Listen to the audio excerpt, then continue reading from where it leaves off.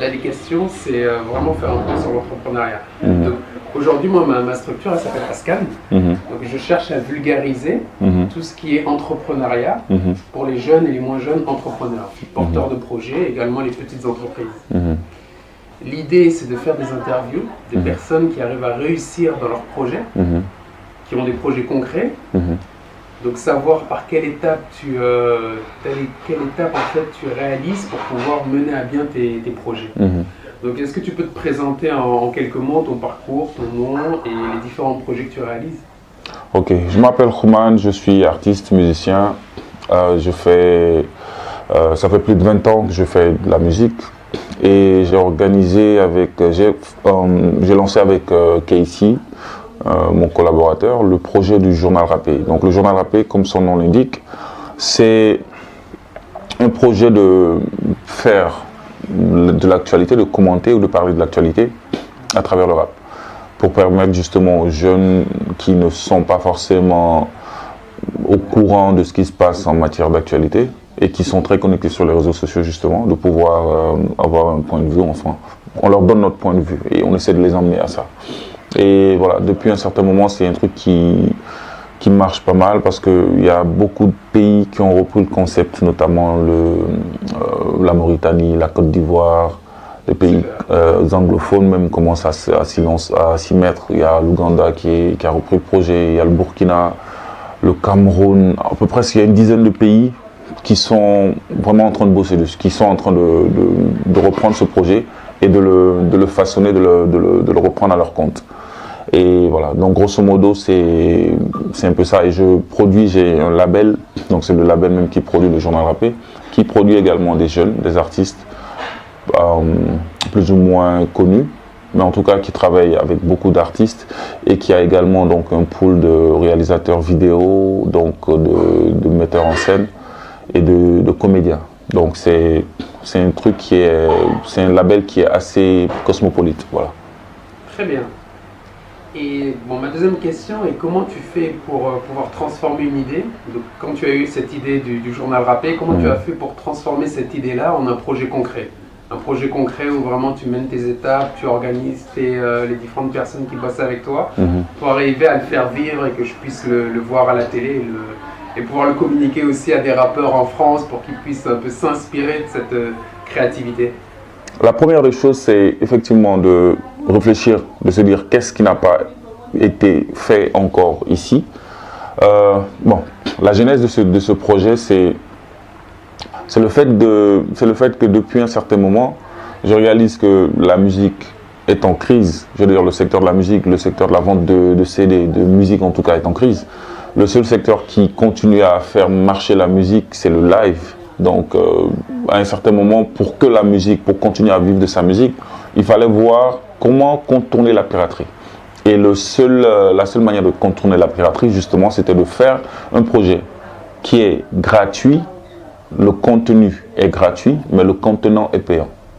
Donc, le contenu, c'est le Journal Rappé.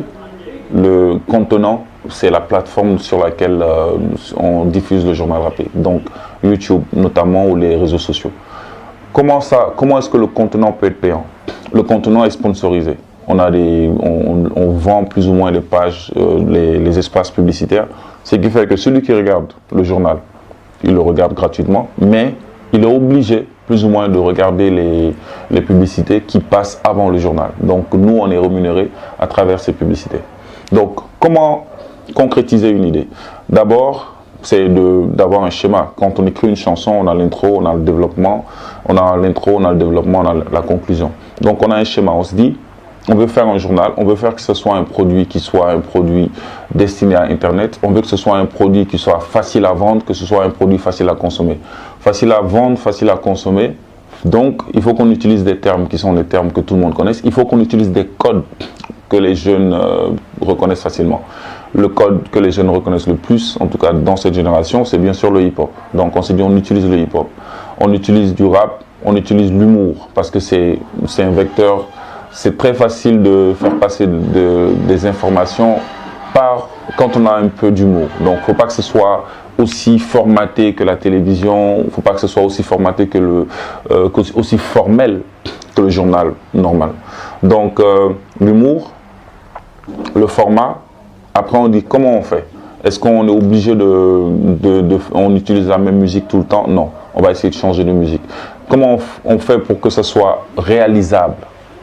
On regarde la télé, on regarde les chaînes de télé étrangères, on regarde YouTube, on se documente beaucoup et puis on se dit ok, voici les composantes d'un journal. Donc il y a la publicité, nous on va, au lieu de faire des publicités, on va faire des fausses publicités. Il y a parfois des artistes invités, ok, ou bien parfois il y a des invités. On va essayer de faire des parodies des chansons de ces artistes-là. Parfois il y a également un débat. Nous on va faire un débat rappé. Il y a la météo. On va en faire notre météo rappé à nous. Donc tous les éléments qui constituent un journal sont déclinés en version rap. Donc c'est comme ça en fait qu'on a mis ça en place. Qu'est-ce qu'il nous faut pour que ce projet puisse être réalisable? On a besoin de producteurs musicaux, ou en tout cas d'un producteur musical, d'un ingénieur du son, quelqu'un qui puisse faire la musique et enregistrer les voix. Ça c'est un. Au préalable, bien sûr, l'équipe elle est composée de deux auteurs, donc c'est Keiti et moi. Donc on a deux auteurs ou un auteur, ou ça dépend en fait. On a besoin d'un ou de deux compositeurs. Et ensuite, on a besoin d'une équipe vidéo. Donc l'équipe vidéo, c'est obligé, un caméraman, un preneur de vue. Donc, et puis on aura besoin d'un éclairagiste, ou bien le caméraman peut être aussi celui qui s'occupe de l'éclairage. Et puis on aura besoin effectivement d'un monteur, donc pour la post-production. Donc ce sont les éléments essentiels. Donc une fois qu'on a mis tous ces éléments ensemble, en amont, on pourrait avoir besoin d'un documentaliste, celui qui nous donne les informations sur lesquelles on travaille. Ou bien nous-mêmes on peut le faire. Donc c'est comme ça qu'on a compartimenté le travail. D'accord, merci pour la précision, c'est très clair. Ma troisième question, elle porte sur l'état d'esprit. Donc les entrepreneurs, ils ont cette difficulté de pouvoir rester constants dans leur projet. Certains abandonnent. Donc les statistiques disent que 5% des entrepreneurs réussissent à arriver au bout de leur projet. Donc ça veut dire qu'on a quand même 95% qui abandonnent. Parce que échouer, en fait, c'est qu'on a abandonné. C'est vrai. En tout cas, c'est ma définition de l'échec. Ou qu'on n'arrive pas au succès. Absolument. Et donc, du coup, j'aimerais connaître quel est ton état d'esprit pour réussir. En fait, je sais pas, moi je pars du principe que j'ai arrêté la musique, les études pour faire de la musique. J'ai fait de la musique, comme je disais, pendant des années, pendant 10, 15, 20 ans, sinon même plus. Donc j'ai fait de la musique pendant toutes ces années-là. Mais en allant en réfléchissant comme justement un entrepreneur, je me dis, j'aurais continué les études, peut-être que je serais aujourd'hui un commercial dans une entreprise, peut-être que j'aurais ma propre entreprise, peut-être que je serais chef d'entreprise, peut-être que je serais, je sais pas moi, en train de travailler derrière un bureau. Donc, au lieu de travailler derrière un bureau, mon bureau à moi c'est la scène. Donc j'utilise la scène comme mon bureau. Il faut que je fonctionne de la même manière que l'ingénieur ou bien celui qui travaille justement dans un bureau, qui fait du 16 heures, 18 heures tous les jours. Il faut que j'ai le même état d'esprit. Donc je m'organise en fonction de ça. Je m'organise en fonction de quelqu'un qui a une carrière, quelqu'un qui construit. Donc je sais que le business, du show business, c'est l'un des business qui rapporte le plus d'argent, voilà, à travers le monde. Ouais. Je pense que c'est le plus important. Moi, surtout les jeunes, ils réalisent pas que l'audience que tu peux avoir, à un moment, tu la monétises tout de suite. Parce que tu as X processus par YouTube et qu'à un moment, en fait, c'est la force de ces plateformes, c'est d'avoir beaucoup plus de monde qui interagissent dessus. Et exactement. C'est comme ça qu'ils se font de l'argent. Mais les gens, ils commencent plus ou moins à comprendre parce que il y a les entreprises, les grandes entreprises ont de plus en plus de jeunes community managers qui comprennent comment fonctionne le e-commerce, qui savent comment se mettre en valeur sur les réseaux sociaux. Donc, ils vont chercher des influenceurs à qui ils vont essayer de donner leurs produits en fait. Et ce sont ces influenceurs qui vont faire la promotion de ce type de produit. Par exemple, si vous allez à Orange, par exemple, je sais que la plupart des community managers d'Orange sont des jeunes, ou bien c'est des gens en tout cas qui sont, voilà, ils sont tout le temps sur les réseaux sociaux, donc ils savent quelles sont les personnes qui font le buzz, quoi. Donc quand ils ont envie de vendre un produit, ils vont se diriger directement vers ces personnes-là. Là, ça c'est justement ce que je trouve fort. Il y a beaucoup de groupes en fait sur Facebook, énormément de groupes, ça bouge beaucoup. Il y a énormément de médias d'actualité, Sénégal 7, oui. Et ils s'en montent encore plusieurs. Et après c'est un jeu comme ça de buzz. Chacun cherche à faire le buzz sur n'importe quel type d'actualité. Absolument. Ça a l'air de marcher parce que quand je vois, en fait, ça génère beaucoup de visibilité. Après, moi, ce que j'aimerais apporter, c'est une vue différente parce que l'entrepreneuriat, à un moment, les gens ils peuvent rêver. C'est-à-dire, je veux être artiste. Bon, il faut passer par différentes étapes, mais vraiment, c'est beaucoup de travail. Moi, c'est ça que j'aimerais pouvoir ramener ça aux gens. Effectivement, ça nécessite beaucoup de travail, mais au moins, tu vis de ta passion. Tu peux faire des choses qui ne te plaisent pas. C'est vrai. D'accord. Merci. La dernière question, c'est pour les personnes qui souhaitent se lancer. Donc demain, elles souhaitent lancer son projet. Est-ce que tu aurais comme ça 3 conseils qu'on pourrait donner aux entrepreneurs pour qu'ils puissent se lancer, qu'ils évitent comme on dit, de procrastiner, qu'ils passent à l'action, qui s'y mettent, et est-ce que tu as 3 conseils qu'on peut donner à ces entrepreneurs qui sont hésitants? La première des choses, je pense, le premier conseil, c'est d'avoir des idées, c'est-à-dire comme Steve Jobs le disait, que les plus grands ne volent pas les idées, ils pillent les idées. Si un truc marche, si vous voyez qu'un truc marche et que vous voyez du potentiel dans cela, n'hésitez pas à vous dire, ok, je vais comprendre le fonctionnement de ce business. Je vais en faire la même chose, mais en mieux. Moi, je pense que ça, c'est la première des choses. Tout le monde n'a pas forcément des idées lumineuses, des idées formidables, des idées voilà, qui vont changer votre vie. Mais je pense que chacun a assez. Il faut avoir, non seulement, il faut avoir de la motivation. Je pense que c'est la première des choses. Il faut être motivé. Il faut se dire, quel que soit ce que je veux faire, je ne peux pas attendre jusqu'à midi, me réveiller à 2h, 3h du soir, de l'après-midi, pour pouvoir aller espérer travailler, voilà, alors que les gens sont debout depuis 6h du matin. Ça, c'est une chose. La deuxième des choses, c'est comme je disais, les idées. Les idées, c'est vrai que c'est, comme je disais, je peux avoir une idée. Par exemple, pour le journal Rappé, l'idée n'est pas forcément une idée qui vient de nous. Parce qu'il y a des gens qui ont commencé à faire le journal Rappé dans d'autres pays.